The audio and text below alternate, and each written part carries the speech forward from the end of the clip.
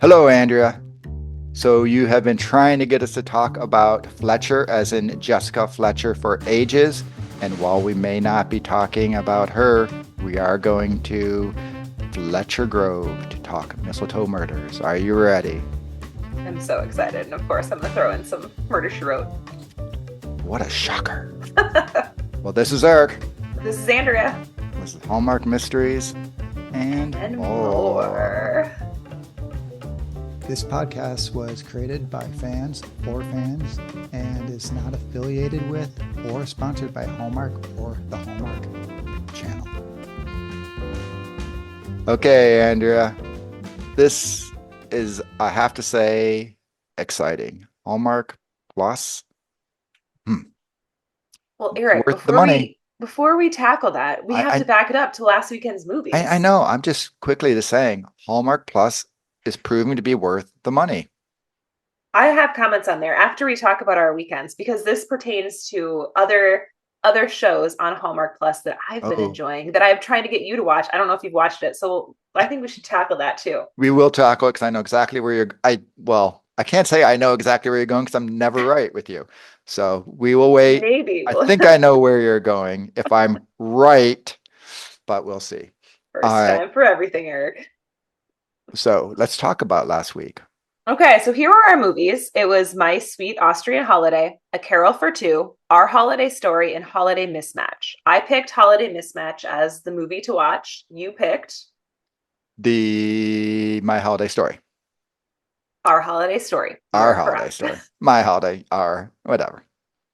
The So holiday for story. me, A Holiday Mismatch, that ended up being my favorite from the weekend by And you got quite a bit. nervous.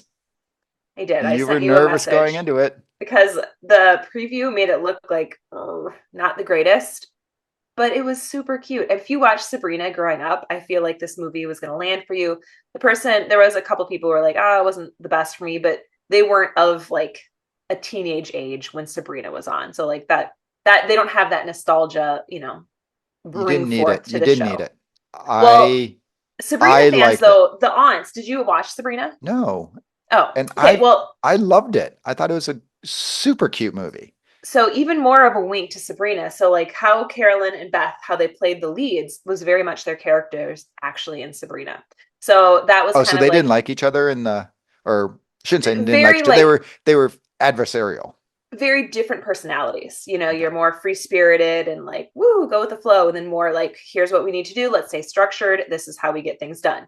And I thought that was a quick little wink at Sabrina. They mentioned magic and they asked if, you were a witch at the end. So I thought they threw in a nice little mix of things. Obviously, Melissa Joan Hart, I think, the fans were like, oh, maybe she'll make a little cameo. Didn't happen, but maybe it's always next year.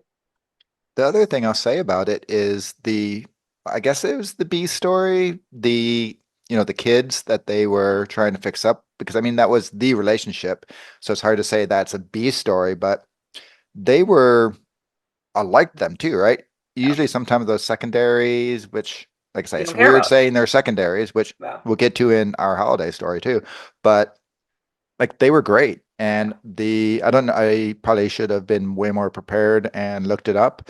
But the one who played the daughter, she was so good. Next Christmas, I expect to see her in a lead without, needing it. But no, it was like I said, I had none. And when we did the preview show, I was kind of talking about that. I was like, I don't have that Yeah, 90s nostalgia that you have. So I was not quite as excited, but you enjoyed I it. loved it. Wow. I thought it was a very strong weekend, with the exception of one. I don't With the have that take. exception of one. What about your take? Our holiday story. How would that end up for you? Was that your favorite? I will say it's a tie Hmm, between Mismatch and that. And interesting. it was, I think part of the reason why I liked it is it just reminded me of my wife and myself. She is misorganized, you know, everything's in order, all of that. So I saw some Nikki DeLoach character in there. And then I'm it'll all work itself out. Don't worry about it. Kind of that free spiritish type. And somehow, some way, we work together. So I was getting some of that vibe going. Plus, I was just so excited to see Nikki in a calm, which she has not been in the last few holidays. I thought she nailed it. She was so good at it. So I loved seeing her. Warren Christie, go back to the original, the best Hallmark Christmas movie ever, which is starring Brooke Burns and him, right? So Most Wonderful Time of the Year, which was just on, by the way, the other morning. They It's play it a lot. 4 o'clock in the morning here in Arizona, and I'm watching it. And then I went back to sleep after it. Same. But I usually wake up early anyhow, so it's always up. But regardless, like just seeing him and how young he was in there, which you don't really realize, but it's like 20 years ago almost or something. Yeah. That was at least 15. I don't know. I think it came out in 2005 or something, somewhere. I don't know. It's an old one. But just seeing Warren Christie he was great. And then once again, the kids who were the sort of secondary love story in there, I thought they were pretty good and they were fun and I really liked them as well. So, I really enjoyed it, but I kind of related to the story. So I think, maybe that put me over the edge. And then just like I say, seeing Nikki, 2008. 2000. The most Okay, wonderful time of the year. So yeah, we'll right in just that say ballpark. 15-ish years. Yeah. So here's kind of what the fans voted. So My Sweet Austrian Holiday got a whopping 2% of the vote, which was one person in the poll. A Carol for Two. Now, this is shocking to me. These three were so close. This is probably the closest I've seen 3 movies this year. A Carol for Two, 30%. Our Holiday Story, 32%. Holiday Mismatch, 36%. So we're talking very, very just close. a couple votes. And So, it by the way, makes I'll sense to say me. a Chris or a Carol for Two. Super good. That It was that cute. went in for one of the ones I was least looking forward to because like the Broadway movies I just tend not to like, but the singing in this movie was so good. And it was not lip synced or anything like that. It was actual singing and the talent. And I meant to say this in my review over on my Instagram, but they so got the right Jordan. Could you imagine the Jordan from My 5 Year Christmas Story being in this one? Like I the didn't mind him. So like people that I didn't mind him. Like he I was could I imagine it? okay, Sure. but We didn't hear he him sing. We didn't hear him, we didn't hear like him that's what sing. he's good at. Like, so yeah, could I? But the other guy, he's just I thought more leading man looks and everything that this Jordan, and I thought Oh, he balanced out Gina Claire Mason, and I thought the two of them were good. The Cyrano de Bergerac storyline was kind of fun. The cousin, I did not. I thought that for me was again, just I didn't too over mind the top. him Right? either. I know. It I'm just, weird. Like everyone was like, here's what I didn't like. And I was like, didn't mind it. Nope. Didn't I really wasn't bothered by the cousin, like at all. I was like, oh, no. it's supposed to be quirky, funny. I'm like, sure, But I'll go with it. I also thought it was just a movie that didn't necessarily. It's like one of those ones that wasn't really a Christmas movie that just seemed like, okay, hey, Mm. make it at Christmas time, make it Christmas carols instead of singing something else, right? There was nothing inherently Christmas about it. So, whatever. That's why it was probably the third for me in the ranking. But I will say I enjoyed it 100% more than I thought I was going to. Well, coming this weekend, we have our 4 movies. Our first one, 5 Gold Rings, is Winner. it's actually we're going to be reviewing next week on the podcast. So we're actually going to do our usual mystery breakdown of it. And this is the one with Holland Roden and Nolan Gerard Funk. And I will say, I'm a little intrigued by him after seeing him in the preview. I was like, okay, get behind this. Now you said winner, but the next movie is your pick for the year, Trivia at St. Nick's. So you're going to Winner, pick. winner. Okay, I was like, what are we doing here, Eric? Then the next one, Santa Tell Me, which is one of my picks. Winner. And then rounding out the bunch was Tis the Season to Be Irish, which still doesn't have a movie poster, so I'm a little concerned about that. So my pick was Santa Tell Me, because that was in my top 5. So that's the one with Aaron Krakow, and we have just a slew of leading men. So Chris Russell, obviously one of my favorites, Benjamin Ayers, Danielle Lissing. So this should be a good time. I'm excited for that one. The Agree? 'tis the season to be Irish, though. I did see the preview. They actually had a preview, so we could see a little Wait, bit. they have a preview, but they don't have the poster? I know, isn't that weird? I don't know. So, because I look, the app doesn't have the poster. I was trying to already screenshot stuff for my reviews on Does my not surprise Instagram. me, but Nothing. But the preview looked cute. Now, I'm gonna be at a Timberwolves game on Sunday night because ooh, I'm good for going you. to the game. They're playing the Heat. Got free tickets, so I'm gonna be at the game. So I will have to catch that one on Monday morning. What's your pick, Eric? Well, it is the trivia at St. Nick's Well, because hey, that I was didn't. my Maybe you were gonna that change was your my mind. nope, that was mine going Okay. in. Okay. Just like Christmas charade, I expect to be right, Now, did you see but the preview? but no, I don't ever watch any of the previews. Well, But maybe that would change your mind. I will say, I think there's 3 movies. It's going to be like this past week. 3 movies that are all going to be good. I don't know anything about I don't have high hopes for the fourth one just because destination movies and the Christmas ones for me tend to be all about the destination, not so much about the story. We know we very much differ about a certain movie from last year that took I would place say this could be my top one of adjacent, the year. We'll see. right? It took place Could shock Scotland, us all. but whatever, we'll see. I've been surprised before. You were surprised with the Christmas charade. So we will see. It could be good. But trivia, we'll see. I'm looking forward to it. And then obviously 5 gold ring. We're getting a mystery, right? And there's no dead body. It's not like the one with what's his name? Victor Webster last year. That's the kitty mystery. So I think it's a real, I don't know. The preview looked a little rough. I will say that. Like there was one where there was basically silence and they just had people doing stuff. And I'm like, this is not. So I'm hoping that's probably the one I'm least looking forward to, even though I put it in my top 5 because it ooh. was Minnesota. But from the weekend, having seen the other previews, I'm like, this is probably my lowest So expectation. I heard how they have like whatever Travis Kelsey's mom doing some cameos. I heard Ant makes a cameo in the five Okay. gold rings. I So can't see how that would fit into that story, but he's he's the murder victim. he's a Timberwolves basketball player, in case people do not know who Ant is. Okay. Okay, so now I kind of hinted at this because I've kind of tried to tell you to watch it, and I have watched both episodes that have aired. Finding Mr. Christmas. Have you seen it yet?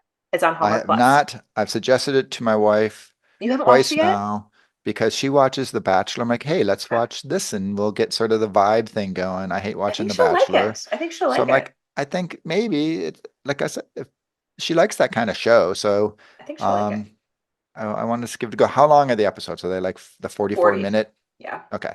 So yeah, it's Now, like I will try it. say, if anyone's kind of thinking or haven't watched it, I am now looking forward to that last movie with Jessica Lowndes and whoever wins because like you're getting to see them actually kind of win the show. You're getting to know this person. So I feel like no matter what, I'm already not going to rate this as hard because unless there's a few of the guys who I'm like, they seem kind of not like the best personality. But if the ones win who you're like, yes, you're really rooting for these guys, I think that it's just going to be Do you, fun to see them in a movie. do you have a favorite?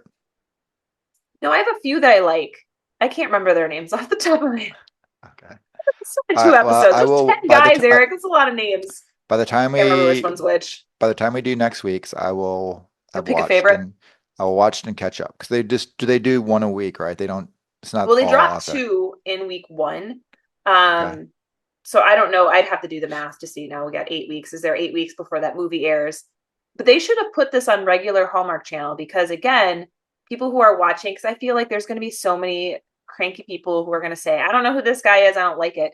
And if they would have just shown this reality show, I think it would have turned a lot of people to be like, oh, I'm rooting for him because I watched it and I watched him win this show to get on there and just have more of that backstory. So I think Hallmark missed the boat on that because, again, you're really setting up that actor for kind of failure if you didn't watch the That's a good show, point. you know? Good point. So kind of worried about that for whoever wins. So I've discovered something with the Hallmark Plus.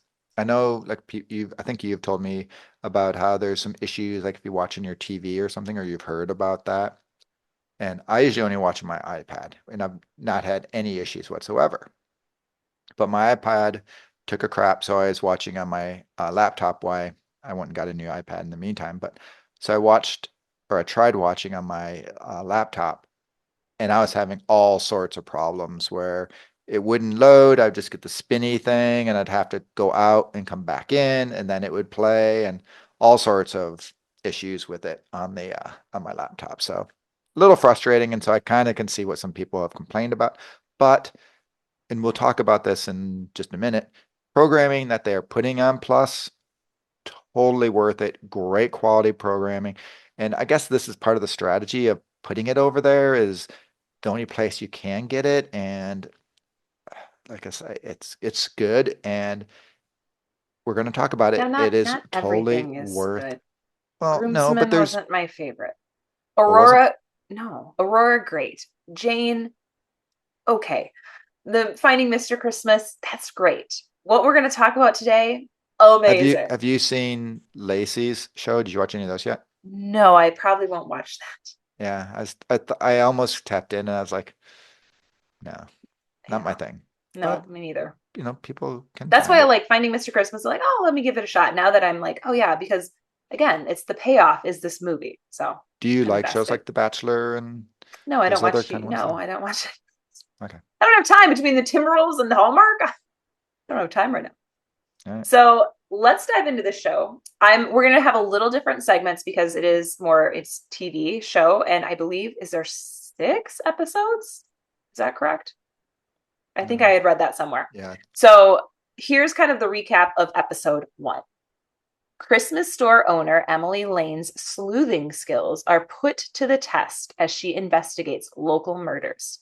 Despite Detective Sam Wilner's growing affection for her, Emily's enigmatic, don't think I pronounced that right, past Enigmatic. raises suspicions about her true motives. Now, this was a show that was based on an original Audible series, which Eric has listened to.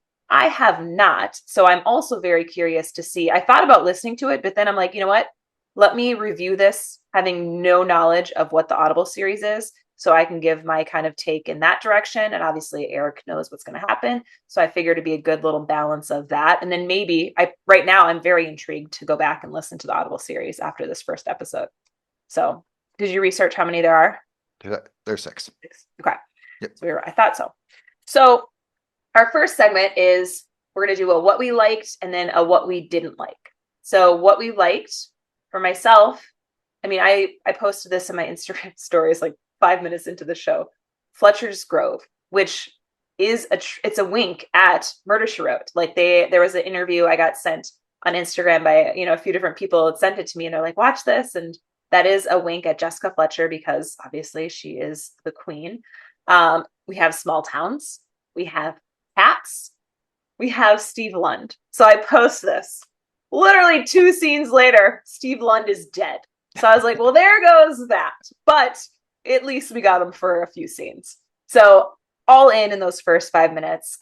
This one, it feels like it should be on a network TV. Like the way it's filmed, the acting is amazing. The direction, the script, it's smart, it's intriguing, it's darker. You're left wondering at the end, is Emily Lane, is she good? Is she bad? Like, who is she? Especially at the way this first episode ended. We saw Stephanie from Good Witch. I loved seeing her. We just got her for a little bit this first episode and just seeing her in kind of that fun role. And then you're also left a little intrigued about who is she? Because she had kind of this like, is she good? Is she bad? Who is she? So I'm hoping, and maybe we'll never see her again. I don't know, because again, haven't listened to this series. I loved that Sarah Drew was talking to herself and narrating just like Francesca Quinn. Like that to me moved the story along. It was smart. It wasn't, sometimes they can do that. And it can be like the B-roll in the film. You're kind of like, this is boring. It feels like you don't have anything going on. But the way that she narrated and like, she was looking on her computer and then she was up in her kitchen and she was like doing stuff. But then they showed us the computer screen. I mean, it was just so, I thought, really well done from all levels. So I'm all in on this. This would be one where highly recommend getting Hallmark Plus just so you can dive into this series. It's phenomenal. What do you think? As you said, it is based off the Audible podcast. Our friend Georgia actually last year told me Oh, hey, you got to listen to this podcast. It's got Colbie Smulders from what is the How I Met Your Mother. She's Emily in it and she narrates it. So I was a little bit concerned. By the way, in the podcast on Audible, there's 2 seasons out there. Great. It is great. And I was a little worried that because that's so good, this wouldn't live up because, could Sarah Drew pull it off? Could Hallmark pull it off? Now they did keep the same writer. He's also producing. So Ken Kapernis, which I think helps a lot. And I tell you what, while Sarah Drew, I can't say is like my favorite. She's kind of sort of just there. Nailed it. Nailed it. So good. She is great. Um, I love what they in the podcast one, they kind of allude to some sort of backstory, but they don't really ever let on. Like just she's got something. Hmm. Whereas here, they're like, is she a spy? Is she like a robber? Is she CIA? What is she, right? Some part of some secret cartel with that little picture. So like they're doing way more of the backstory there, which I find really intriguing. I think that's great. Loved it. And then just the cast, Peter Mooney as Sam, he's nailing it because he's got like that detective who's got the great balance of, hey, I don't know what you're doing. Let me do my job. I am the pro here. But he's also respectful towards her. He doesn't just demean her or anything like that, which really like that.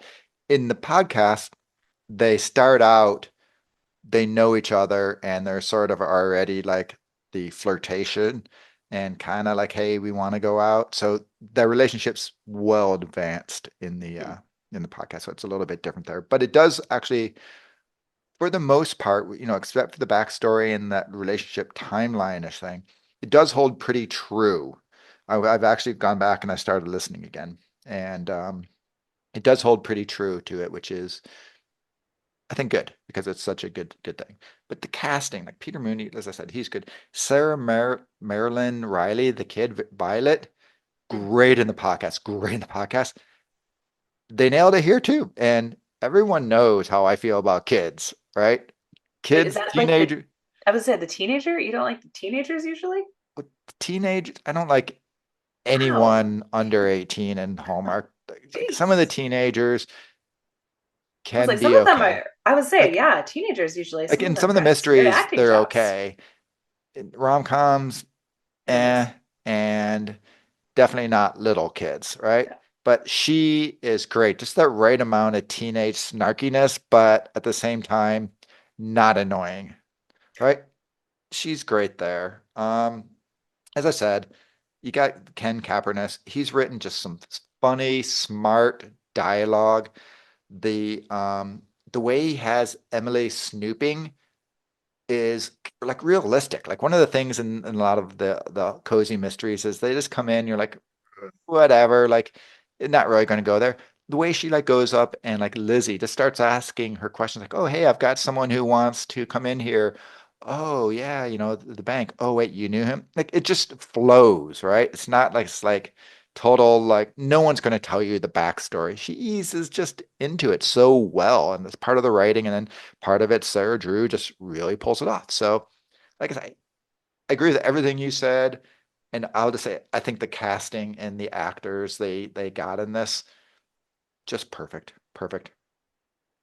Well, what we didn't like, I mean, for me, I honestly, the only thing, this is so nitpicky, and I would never say this, but I couldn't think of anything I didn't like. So this is the only thing was the one scene I was like, the ex-girlfriend revealing her pregnancy by rubbing her belly. That was my dislike. I was like, well, that's kind of a corny way to do it because you couldn't tell it. She's like, obviously I'm pregnant. And we're like, no, you couldn't tell. You're wearing a winter jacket. Like that was my dislike. So you can tell how much I like the episode when I'm like, that's all I Well, got.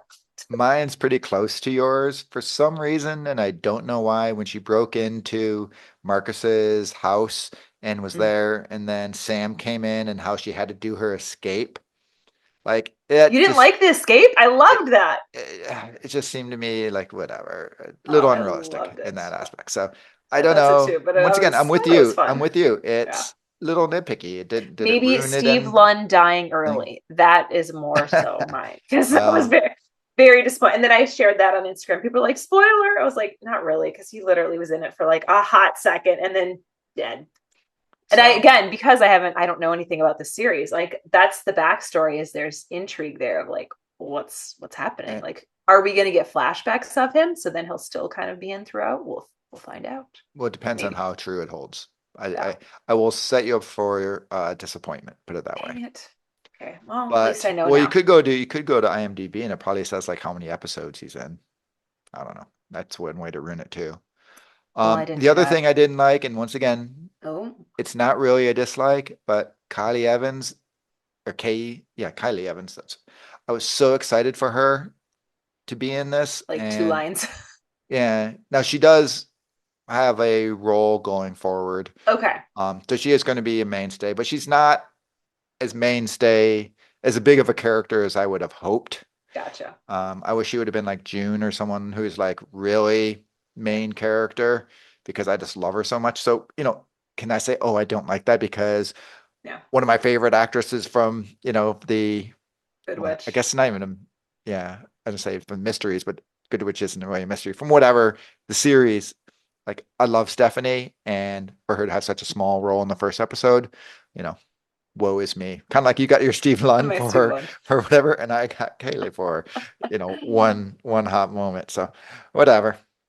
Well, our next segment is a standout scene or performance. So mine, of course, is Steve Lund with the flirting. The one scene he had alive was the flirting on the hayride, the mystery of what he's been up to. He gave a little cuddle with his ex-wife slash fiance, and that was my feels and standout performance. What do you have?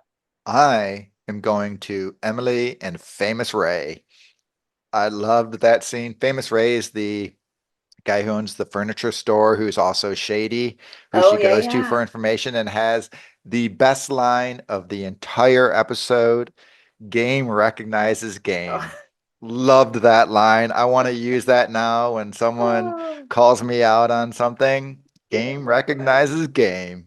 Loved it. And then Famous Ray just being the shady salesman who, has the secret thing of, oh, I know all the bad stuff going on in town. Loved it. Great scene. But I have a question for you. Did you recognize Lizzie? Which one was Lizzie? She's the preschool teacher, pregnant ex-girlfriend. Well, yeah, she's been in the mystery movies. She was Jazz Ramsey. She was the head mistress, That's right. Jazz's best friend Yeah, there. she's been in several different Hallmark So, mysteries, I feel like, in movies. So yeah, definitely. so Oh. Well, what are we hoping for is coming in the future or maybe not coming? So for myself, again, you probably an unfair segment for you since right. you know, but maybe you hope that something's in, but don't spoil it for us. I can't wait to find out more about just Emily Lane's background in general, like the ending of that first episode, like with the explosion, and you're like, wait, what? With her there, and just clearly she knows something or is on, like in on something. So I'm excited to kind of explore that more. And then also discover like about Steve Lund and the whole like why was he murdered? Like who was he? Like we really didn't need to know who he was He was a besides the banker. hayride. He And was a then he was banker who was not gone. a good husband, but was coming Wow. around to be a good husband. And then dead. What do you have? So, like you said, I know the story. I know where it's going to end up. Well, unless they do a radical turn. So, I know who, whatever. But the backstory is, like you said, that's new and fresh, where they don't go into that in the mystery, or excuse me, in the podcast. So I'm excited for more of that. And just going along that, like Sarah Drew, when I look at her and think of some of the, other movies she's been in, Guiding Emily, right? Little So different Emily good. there, She but was very good. she's, I don't want to say girly girl. She's not like she's badass in this, right? And I didn't see her really being badass, but she totally pulls it off. So I'm excited to see her continue this. And also Violet in the podcast is just such a great character that I really hope she keeps going. Like the line where like when their dad's like, "Oh, I can't tell you, this is a police investigation." It's like, "That's okay, Dad. You know, Emily told me as soon as you leave." Like she has lines like that all the time. And in the podcast, Emily goes and starts getting her because she's such a smart teenager kind of thing. Emily starts being like, okay, you're going to help me out here, but you got to be safe kind of thing. But she gets her involved in some of the capers. So I'm hoping that we get that in Violet too, just because she's such a great character and I'd hate to see her role diminished. Well, any final thoughts on this episode that we haven't touched on? I kind of have one that I loved. Again, at the end, they played Have Yourself a Merry Little Christmas, and like the song version they chose as it was playing, as the episode ended, with the explosion, discovering a little more about, who is Emily Lane, what's happening with her. And I thought that was perfection because obviously it's called Mistletoe Murders. And so we have a little of both. And that song and the haunting way that they, chose the version of it, I thought was, again, just everything about it. It just seemed really well done. This is why I said this could easily throw on a network TV. And I think people would be like, yeah, this is good stuff. Like my High Potential suggestion, I still am really enjoying that show. I don't know if you still are watching it, but I'm still watching it. I'm still enjoying that one. They've calmed her down since the first episode, which that was my complaint. So yeah. So what about you? Any other final thoughts? Mine's a little bit different. Mine is I'm just annoyed at Hallmark because it's like over on Hallmark Plus, I get, right? Once again, it's a way to try to get subscribers. I get it. Put some really good programming on there. The only way you can get it is go there. Business decision. I get it. But what I am annoyed is they are not giving it the promotion that it deserves. Like they should just be telling everyone there is a phenomenal show you are missing. It is so good. You got to go. And even I went to the media page where you have to be invited by Hallmark and approved by Hallmark to go to. So it's like the publicity page, right? Where they normally give some a sheet about all the cast, another one that has the entire crew in it, so you know who all the producers are, like all the way down to like the sound people and everything like that. And then descriptions. They have nothing on it. It literally is, hey, this is a page with 2 links that go nowhere and then the pictures, which is what you get on the home if you just go to the Hallmark Plus, or I think it's just there. I don't know if it's on Mystery as well. The page, so it's just the generic shots. But the fact, like, they're just not putting any effort into it. Any effort. Same thing with Aurora. Like, oh hey, by the way, we're going to have this great mystery come out next week, and it's just I don't know. They have such a good program. If they just let people know, and like they should be running like promos and teasers and only place to see it. I'm in marketing. This is what you do. They're bearing a great product at their own expense too. This is how you get the damn subscribers. So I don't know. So I just wrote, are you on my email? Do you get my weekly emails, Eric, that I send out? Yeah. Okay. So your rant literally was what I just emailed. So I'm Ayurveda and yoga, but I connected my Hallmark love to wellness. And so what I had said was basically what you said. I said, Hallmark is really bitten off more than it can chew. So it's got all of these things happening. And so from my marketing brain, I would have been like, we're plugging Hallmark Plus the whole holiday season. After this is done, here's where you can watch Groomsmen. Here's where you can watch Aurora, Jane, all of those. Put Mistletoe Murders, throw that on the regular Hallmark mystery, so everyone can watch it during this holiday season because they don't seem to have differentiated any of these Hallmark mysteries movies. Usually they had a little bit more heart and like a pull to them. They're clearly not doing that this year. And so like, why waste that mystery channel? Throw that on there and then have the whole season be your promo to get more subscribers for Hallmark Plus. And instead, it's just way too much content, way too much stuff. They can't promote all of the things they have going on. And so I don't know what their end goal was, but this is where I kind of connected into us as humans here who have wellness goals. And I said, this is sometimes what happens for wellness goals is you think you want to do 20 different things, and you're going to start meditating, going to yoga, lifting weights, eating healthy, and then you do it for 2 days and then fell off the wagon. And it's very much what Hallmark's done is they did it for maybe 2 days, and then shoot, we can't keep up with all the promo, and then it's just laying there. Well, it is because they're not even like if you go to the media site, even the regular movies are not getting all of the promotion stuff that they normally got. So I don't know if they, like you said, they just have to be running with their heads cut off, over everyone overwhelmed. We can't keep up. Now, I will say that if you love anything that's been on Hallmark Plus, I would definitely promote it, like social media, word of mouth, because I have had a few actors send me DMs saying, please, yes, keep sharing it, Right. keep spreading this, because this is potentially how series are either going to die or get picked up. And that's not fair to them as actors, because it's on Hallmark Plus and it's good. It's good. And people aren't seeing it because there's no promo behind it. So that's hard. That's hard. Along that line too, like when we interviewed the Harmons, that's what they said. The number one thing you can do is just comment on their social because Hallmark follows that. I would go, and if you don't follow Lisa Hamilton Daily, follow her on Instagram, and always she'll promote, like she'll put the things promoting something. Comment on hers, On what you love. whatever, just love, and whether or not she personally reads it or has an assistant read it, manage it, it still gets back to them, right? And you and I, we've experienced this. Surprisingly, we've had various people from the world of Hallmark, whether they be actors, whether they be producers, whether they be Hallmark executives, say, yeah, we actually do listen. And it's been shocking, like how, I don't know if an intern has to listen to our podcast and take notes and send it back or whatever, but the fact like it actually does get It around. So helps. just go, it's great advice. Just go there, anything you like, blow up, tell them how much you love it, especially us sleuthers who want to see more mysteries. That is the thing to do. Don't sit back and say, oh, I really want to do it and complain to us, send us a DM. Nope.